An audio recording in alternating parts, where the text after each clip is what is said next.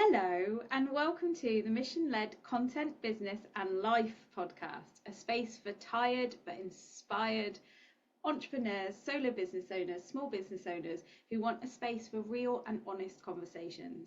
This is my mini-series on the ideal client, or as we like to call it in the Mission-Led Content Academy, ideal client connections, or potentially I also talk about ideal client relationships. So let's dive in, first of all, to why this matters.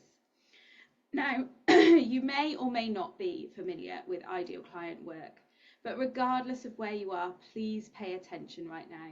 If you haven't done this work, I promise it is vital for really good mission-led copywriting. If you have, you might be thinking one of three things. I hear you. Ideal client work is pants. That might be something that's on your mind. You might have thought, I've tried it, I don't like it. I'll continue to resist, Lisa. There's nothing you can do that will make me change my mind.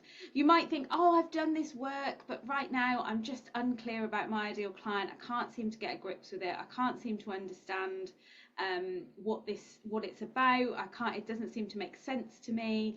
I'm not quite there yet. I need to keep working on it, but I don't really know how, and I've done all the work and I'm just going around in circles. Or three, you might think, I've nailed it, Lisa. I don't need to know anything, so I'm going to skip this. I'm going to not listen to you because I don't need to. And fine, you've got every right to turn this off. For whatever you're thinking, I invite you to stay put. We will explore in this mini-series the traditional approach to the ideal client in the digital marketing space.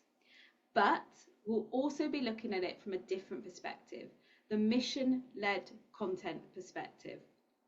Maybe it even needs that new name, that mission-led content name that would give it something like ideal client relationships or ideal client connections. That's what I tend to talk about more in my community. At the end of the day, this is why it matters. We all own our own businesses and we get to decide who we work with. So, of course, it makes sense to work with those people who bring us joy, to work with people who nurture us, who challenge us and bring us job satisfaction. So much of what we get from the actual work we do is from the people that we work for, the people we work with. We want to work with people who make us smile, who make us laugh. We want to work with people who understand what we do and they value us. We need to work with people who can also pay us, or that there is some way of getting that payment to us, because otherwise we're not in business. That's the reality of it.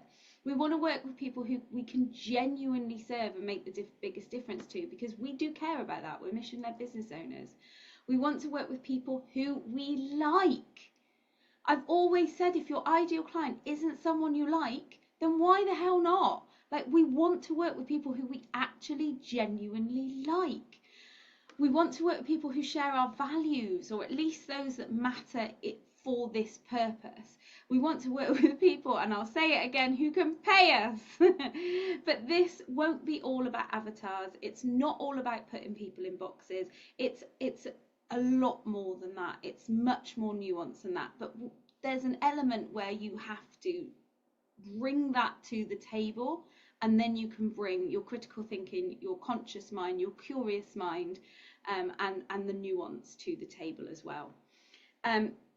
This is the work to do. This is the mini-series to listen to if you are looking for genuine connection, impact, and real relationships. There's not enough of that in the online space. We know that. So much of what we see, much of what we experience, sadly, is fake. But we also know, especially if you've been there a while, there's some really, really good people there, and it feels good when you're working with them.